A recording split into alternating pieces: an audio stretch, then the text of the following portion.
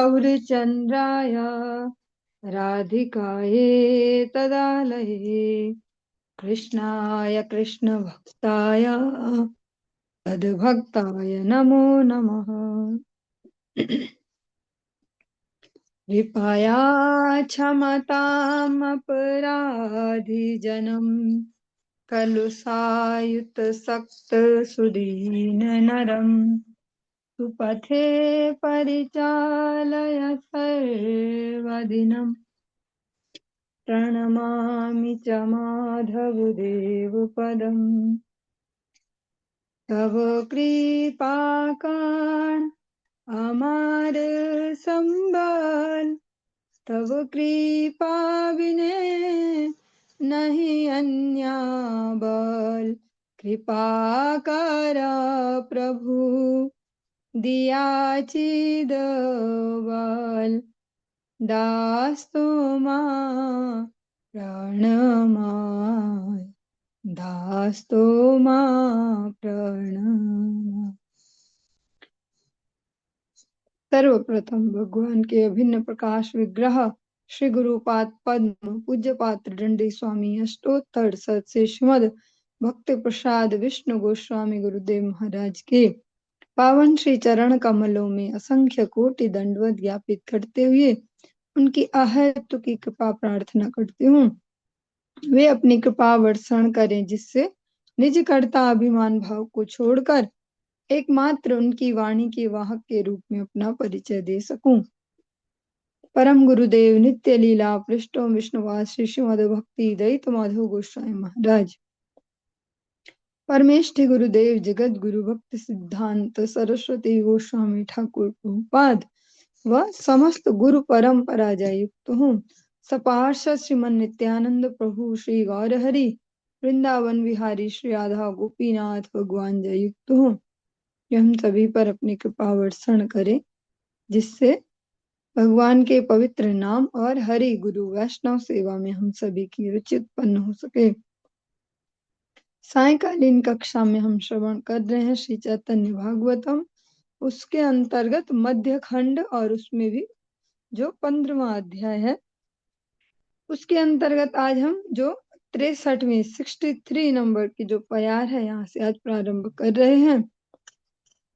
कल की कक्षा में हमने श्रवण किया जो माधाई हैं भगवान श्री नित्यानंद प्रभु ने तो उन्हें क्षमादान दिया है इसलिए कृपा की है, पर उन्होंने जो उनके दिव्य कलेवर पर जो आघात किया जिससे रक्त की वहां से धार बही थी वो अभी भी बार बार उन्हें कचोटती है उनके मन को वो बात कि मैंने ऐसे दिव्य उनके कलेवर पर ऐसा आघात किया। श्री गौर हरि के जो प्राण हैं ऐसे नित्यानंद प्रभु पे मैंने प्रहार किया था। अतः एक दिन वे एकांत में श्री नित्यानंद प्रभु से उनके श्री चरण पकड़कर ऐसा विनय करते हैं, उनकी स्तुति करते हैं, उन्हें याद दिलाते हैं कि देखो कैसे कैसे जिन जिन ने आपका थोड़ा सा अपमान ही किया था उनकी कैसे कैसे गति हुई और मैंने तो आपके प्रति मतलब एक प्रकार से सीधे प्राणघाती हमला ही कर दिया था ऐसा, तो फिर मुझे कैसे गति प्रदान होगी, मुझे आप क्षमा करें। इस प्रकार से कहते हैं। आज हम इससे आगे श्रवण कर रहे हैं। माधाइर काकु प्रेम सुनियास्तवान हासी नित्यानंद राय बलिला वचन उठ उठ माधाई आमार तुमी दास तुम्हार शरीर हैल अमार प्रकाश शिशु पुत्र मारी ले की बापे दुख पाए एई मत तुम्हार प्रहार मोर गाय तुम ये करेला स्तुति यही सुने से हो भक्त हई वेक आमार चरणे आमार प्रभुर तुमी अनुग्रह पात्र आमाते तुम्हार दोष नाही तिल मात्र ये जन चैतन्य भजे से आमार प्राण युगे युगे तार आमी करि परित्राण ना भजे चैतन्य यबे मोरे भजे गाय मोर दुखे से हो जन्मे जन्मे दुख पाए एत बलि तुष्ट हया कैलालिंगन सर्व दुख माधाइर हैल विमोचन। माधाई का आरती भरा प्रेम स्तवन सुनकर जो आर्त भाव से किया गया। नित्यानंद राय हंसते हुए बोले, उठो माधाई उठो, तुम मेरे दास हो, तुम्हारे शरीर में मेरा प्रकाश हुआ है। क्या पिता को दुख होता है जब उसका शिशु उसे मारता है? मेरे शरीर पर तुमने भी उसी प्रकार का प्रहार किया है। जैसे देखते छोटे छोटे बच्चे खेल रहे होते हैं, छोटे बहुत ही शिशु जो होते हैं, और ऐसे ही सब हंसते हैं, उनकी वो आदतें वो हरकतें देख के ऐसे ही मार रहे हो। कोई बोलेगा मम्मा को मार ऐसे, पापा को मार ऐसे, वो तो वो कुछ उसको ऐसे दंड नहीं देते ऐसे। तो वही नित्यानंद प्रभु कहते कि अरे, कोई छोटा सा शिशु अपने पिता को अगर मारता है ऐसे, तो क्या वो उसका अपराध लेते हैं? तो ऐसे ही तुमने भी किया था। बस तुम्हारे स्तवन को जो सुनेगा वह भी मेरा भक्त हो जाएगा। जो तुमने ये स्तुति गाई की है, जो ये प्रार्थना, उसको जो सुनेगा वह भी मेरा भक्त हो जाएगा। तुम मेरे प्रभु के कृपा पात्र हो, मेरे प्रति तुम्हारा तिल मात्र भी दोष नहीं है। जो चैतन्य का भजन करता हुआ मेरा प्राण स्वरूप है, और हर युग में मैं उसका परित्राण करता हूँ। एक वो प्रातःकालीन कीर्तन है, उसमें भी ऐसी बिल्कुल लाइन्स है। वो इस प्रकार से लगता है जैसे नित्यानंद प्रभु के ही भाव हो। भज गारांगो कह गारांगो, लह गारांगेरा नाम रे, जय जना गा रांग भजिले, से हया मर प्राण रे। इसी प्रकार से नित्यानंद प्रभु मादाई को भी कहते कि जो चैतन्य का भजन करता हूँ, मेरे प्राण स्वरूप है, सेहाया हमारे प्राण रे। और कहीं कहते हमारे की निया लह भज गौर हरि, गौर हरि का भजन करो और मुझे खरीद लो, मतलब मुझे दास बना लो अपना, ऐसा। लेकिन एक और बात भी बोली आगे, जब कोई चैतन्य का भजन ना करके केवल मेरा भजन करता है, तब मुझे बड़ा दुख होता है। तब खुशी नहीं होती कि मेरी जय जयकार चल रही है, तब दुख होता है कि कैसा जीव है ये, श्री चैतन्य देव का भजन नहीं करता। और मुझे दुख मिलने से वह भी जन्म जन्म में दुख को प्राप्त होता है। इतना कहकर नित्यानंद प्रभु ने प्रसन्नता के साथ मधाई का आलिंगन किया, जिससे मधाई का सारा दुख दूर हो गया। जो नित्यानंद प्रभु है वो गुरु तत्व है, और यही रिवर्सिबल इक्वेशन भी है कि जो गुरु तत्व है वे श्री नित्यानंद प्रभु के रिप्रेजेंटेटिव है। अतः हमें उनके प्रति अपराधों से बचना चाहिए। जो अभी श्रवण किया, नित्यानंद प्रभु कहते हैं कि फिर मुझे दुख होता है और मेरे दुख से फिर उसको और दुख मिलेगा। ऐसे ही कहा ना, मुझे दुख मिलने से फिर वह भी जन्म जन्म में दुख को प्राप्त होता है। तो इससे एक घटना याद आ गई। वो सामने सामने तो नहीं देखी थी, ऑनलाइन जो कथा का सीधा प्रसारण चलता उसमें ही सुना था। अ, लगभग 1-1.5 साल पहले की या पिछले साल की होगी। जो हिमाचल प्रदेश में हमीरपुर में जगन्नाथ जी की रथ यात्रा के महोत्सव पे भागवत कथा जो गुरुदेव वहां पर पारायण करते हैं। जैसे गुरुदेव का स्वभाव है अन्यों को गुरु बनाना, मतलब दूसरों को लघु न बनाना, गुरु बनाना बड़ा। जैसे प्रभुपाद जी कहते हैं, मैं शिष्य बनाने नहीं आया दुनिया में, गुरु बनाने आया हूँ। ऐसे गुरुदेव भी अपने परम गुरुदेव के स्वभाव को धारण किए हैं। तो सबको ही माइक देते कि आप भी बोलो, आप भी बोलो, आप भी बोलो। तो उसमें एक वो ऑनलाइन में ही देखा था कथा में, कोई माता जी ऐसा प्रश्न उठाती कि देखो गुरुदेव, बहुत सारे लोग ऐसे एक्साइटेड होके नामदान ले लेते हैं और फिर बाद में लहसुन प्याज भी खाते हैं और तिलक भी लगा रहे हैं और ऐसा भी, तो उनका क्या करें? तब गुरुदेव ने भी बिल्कुल लगभग ऐसी कुछ बात बोली थी, हंसते हुए यही बोली थी कि ऐसा ना करो भाई, मेरी नाक मत कटाओ, और मेरी नाक कटाओगे तो फिर नरक जाना पड़ेगा। क्योंकि वो इतने सरल स्वभाव के, और हम उन्हें ऐसे हल्के में ले ले तो नहीं चलेगा। यही नित्यानंद प्रभु कह रहे हैं कि भैया तुम गौर हरि को भजो और बस मेरे प्राण बन जाओ, मुझे तो खरीद लो तुम, बस ऐसा ऐसे नौकर बन जाऊंगा तुम्हारा।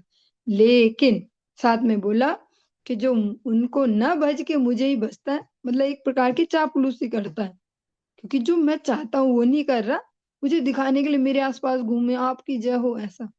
तो वो मुझे कष्ट देता है, मुझे कष्ट मिलेगा तो उसको जन्म जन्म मिलेगा। तो ऐसे जो श्री गुरुदेव को अगर हमारी वजह से कोई कष्ट होता है तो लगेगा कौन से, उन्हें पता चल रहा है, अरे चलता रहता है, सब बहुत सारे ऐसे होते हैं।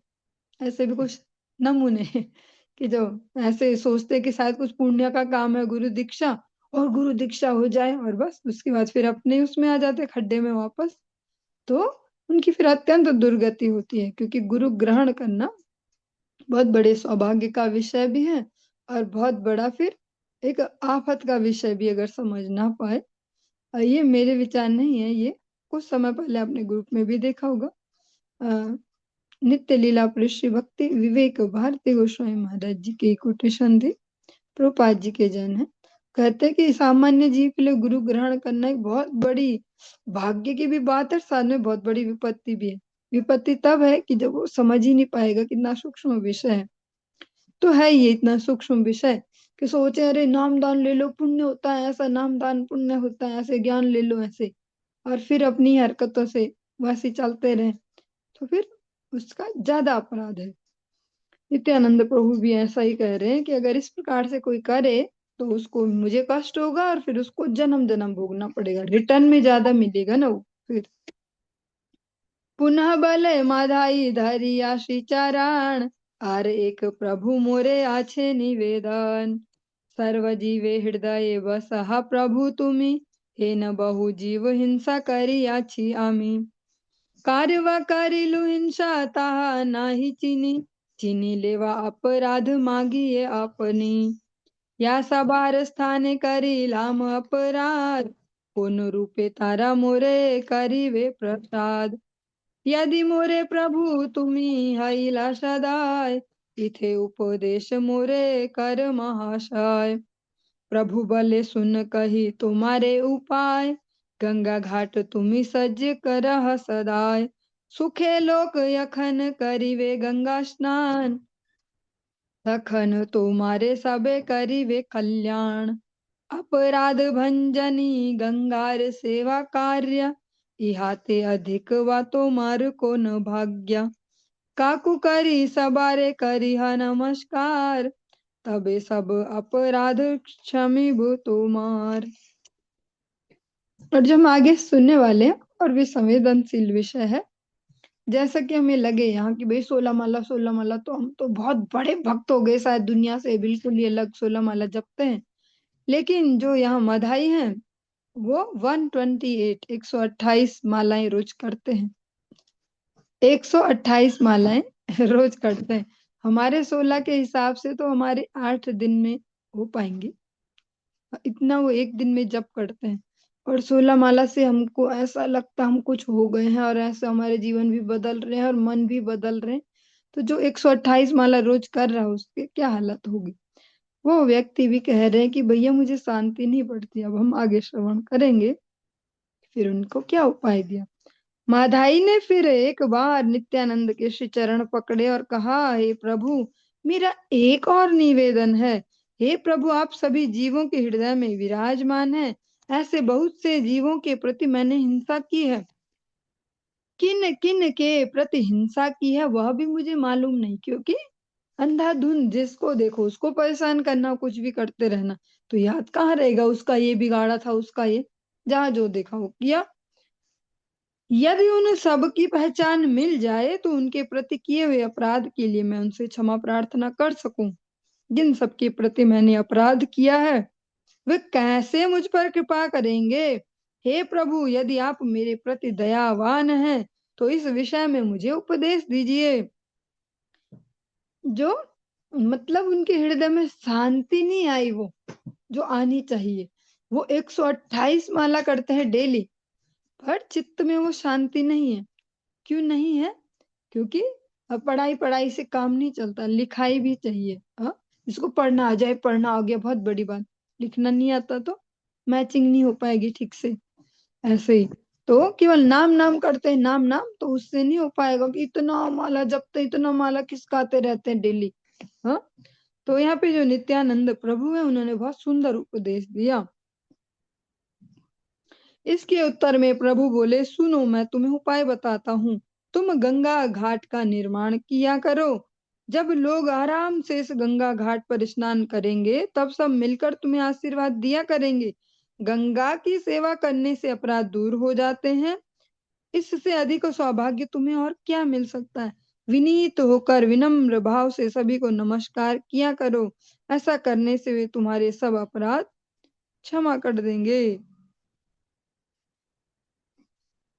जो गंगा जी के घाट पर सभी लोग आते हैं ना स्नान करने, सब भक्तजन, तुम उन घाटों को जहाँ पे ठीक से नहीं है वहां पे निर्माण करो, जहाँ है वहां स्वच्छ करना, उनको सेवा में लगाया, उनको सेवा सिखाई। नाम नाम से नहीं आ पाएगी शांति, इतनी जपते तो शायद ऐसे ऐसे क्या सूखे केवल नाम नाम करने से, और जो कह सकते हैं सूखापन और वो रूखापन सब, वो एक क्लेश टाइप को वैसा हो जाता है।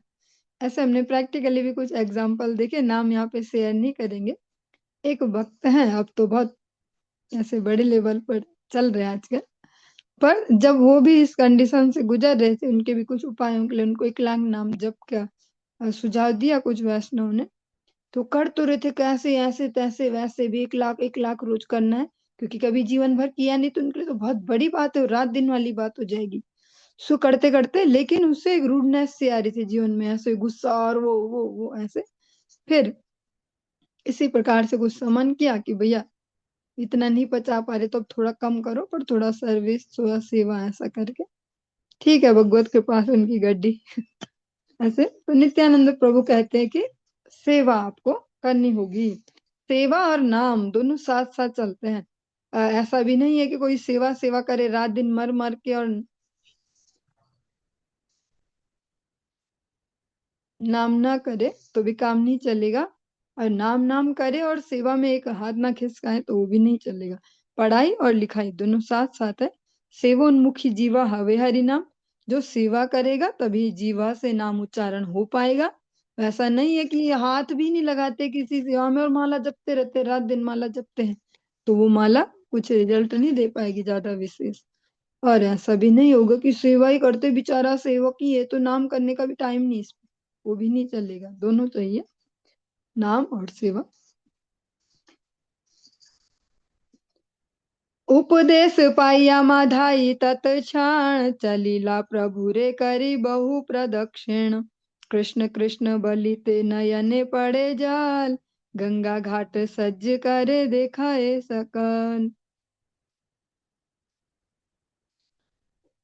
लोक देखी करे बड़ अपूर्व ज्ञान, सवारे माधाई करे दंड प्रणाम। ज्ञाने वाज्ञानियत कहलु अपराध, सकल क्षमिया मुरे करह प्रसाद। प्रभु से उपदेश प्राप्त करके माधाई उसी क्षण प्रभु की बहुत सी प्रदक्षिणाएं करके चल दिए। उनकी परिक्रमा की, वो एक सम्मान का विषय है, तो उनकी परिक्रमा की और चल पड़े। कृष्ण कृष्ण कहते हुए माधाई की आंखों से अश्रुपात हो रहा था। माधाई गंगा पर घाट बनाने के काम में लगे हुए थे, सभी से देख रहे थे। यह देखकर लोगों को बड़ा आश्चर्य सा लग रहा था। माधाई सबको दंडवत प्रणाम करते थे और कहते थे, मैंने जाने अनजाने में जितने भी अपराध किए हैं उन सबको क्षमा करके मुझ पर कृपा कीजिए। सेवा भी, विनम्रता भी, दैन्यता भी और नाम भी। केवल सूखा सूखा नाम नाम करने से अहंकार उत्पन्न होते हैं, मैं तो इतना करता हूं, मैं ऐसा। और सेवा भी करते जाएं साथ साथ, और सेवा भी शुद्र से शुद्र, ऐसी छोटी छोटी जो सेवाएं होती, जैसे सबसे पहले तो ये सफाई वाला जो कार्यक्रम है, इससे ज्ञान खंड जो है वो सब नष्ट हो जाता है ऐसा। इसीलिए प्रैक्टिकली जो नए भक्त होते हैं उनको क्या सेवा दी जाती है, मंदिर में कुछ साफ सफाई करना, या कोई प्रोग्राम हो उसके बाद बर्तन धुलाई करना, या कोई झाड़ू आदि, ऐसा वो सब मार्जन वाली सेवाएं। उनसे जल्दी से हमारा फिर जो बहुत टाइप का जो तमोगुण है अलग अलग सा, वो सब जल्दी निपटता है, उसके बाद फिर और सेवाओं में अधिकार प्राप्त हो पाता है। इसलिए पहला सबको शुरू वहीं से ही करना पड़ता है, वहीं से बर्तन धोने से और झाड़ू मारने से। और मधाई जिसको जो जो भी दिखते जाते हैं, लगते कोई पहचाने पहचाने से तो लगता है वैसे तो याद क्या रहेगा, पहले तो नशे में ही सबको देखा था, याद भी नहीं रहते।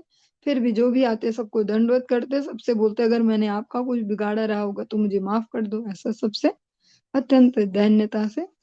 जो भगवत राज्य में जिनको आगे बढ़ना, भगवान उनका अहंकार बिल्कुल मटिया मेट करते हैं, जिसको कहते हैं मटिया मेट करना।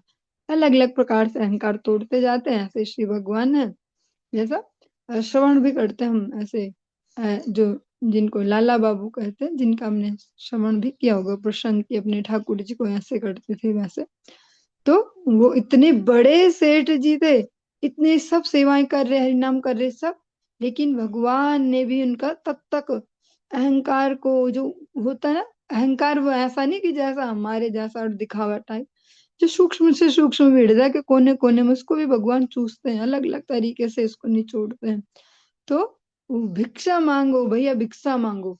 तो जो जो बिजनेस के टाइम का उनके सबसे बड़े जो राइवल थे, सबसे बड़े जो कंपटीटर, उनके पास जब वो गए भिक्षा मांगने, ऐसा कह सकते हैं, अपने सारे ईगो छोड़ के, तब जाके बोला कि हाँ अब ठीक है भैया। तब जाके गुरु भी सेटिस्फाइड हुए, तो अब ठीक है। क्योंकि अभी औरों पे भी भिक्षा मांगने जा रहे, अपना सभी को छोड़ तो दिया, पर जब तक वो अपने उस जो सो कॉल्ड शत्रु थे उस समय के, उनके पास जाके भिक्षा मांग के लाए, तब अब ठीक है। तो भगवान कैसा भी अहंकार नहीं रहने देते, जैसे सभी को लेके आ जाए भक्ति राज्य में कि भैया हम तो ऐसे और हम वैसे, हम तो यहाँ कुछ करने आए हैं, ऐसे ऐसे। भगवान सब अलग अलग टाइप से, अलग अलग विधियां हैं भगवान पे निचोड़ने की, निचोड़ते हैं सारा। माधाईर क्रंदने कांदाये सर्वजन, आनंदे गोविंद सबे कराये स्मरण। सुनील सकल लोके निमाई पंडित, जगाई माधाईर कैल उत्तम चरित। सुनिया सकल लोक हैल विस्मित,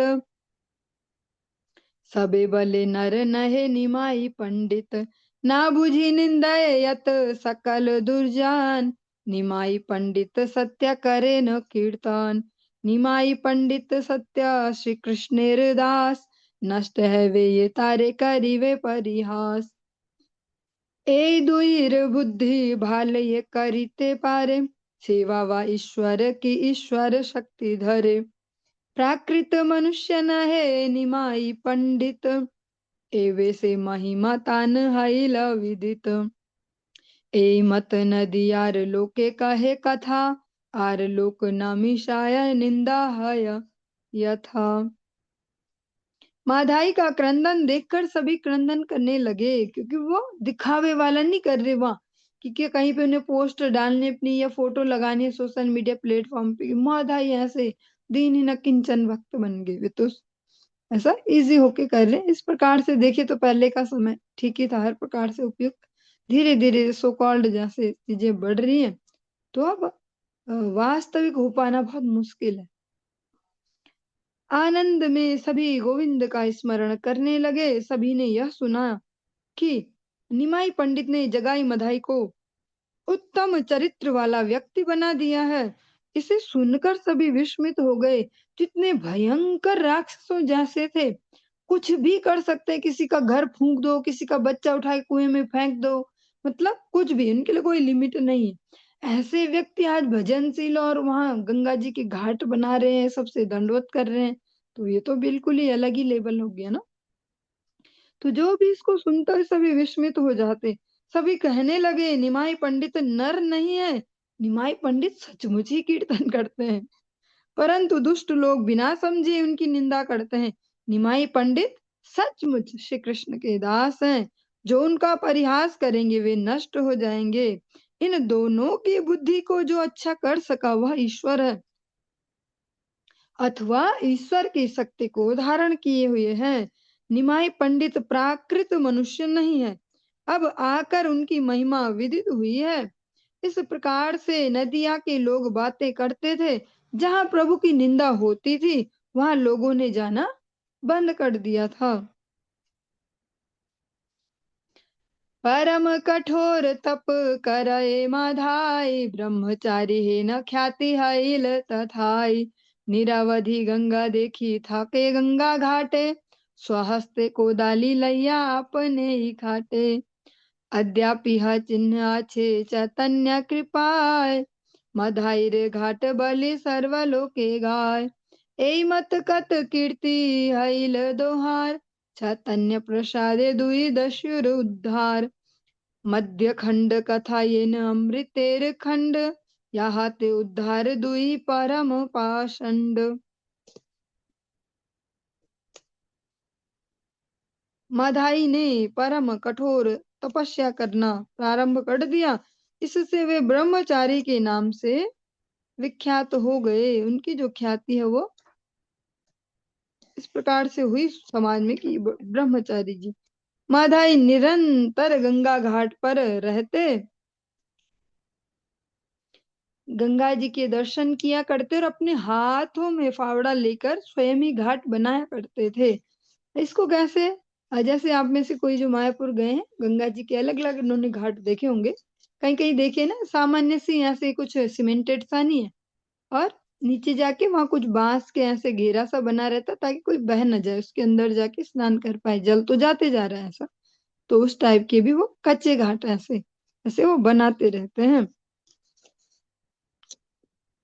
चैतन्य की कृपा से अभी भी इसके चिन्ह स्वरूप लोग इस एक घाट को माधाई का घाट के नाम से जानते हैं। इस प्रकार से दोनों ने कितनी ही कीर्ति स्थापित की। चैतन्य की कृपा से ही दोनों दस्युओं का, जो दोनों दस्यु में डकैत राक्षस कुछ ऐसे लुटेरे, उनका उद्धार हो गया। महाप्रभु गौर चंद्र सबार कारण, इहा सुनी यार दुख खले से ही जान। चारि वेद गुप्त धन चैतन्य कथा, मन दिया सुन ये करिल यथा यथा। महाप्रभु गौर चंद्र सबके कारण है, यह सुनकर जिसे दुख होता है वह खल है, वह दुष्ट है। जो भगवान के यश को नहीं पचा पाता वो दुष्ट है। चैतन्य की कथा चारों वेदों का गुप्त धन है।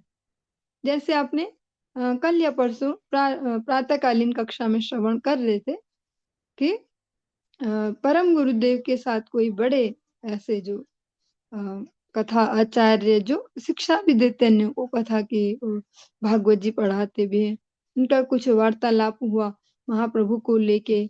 तो उन्होंने प्रमाण दिया वहां से श्री चैतन्य महाप्रभु का भागवत जी से।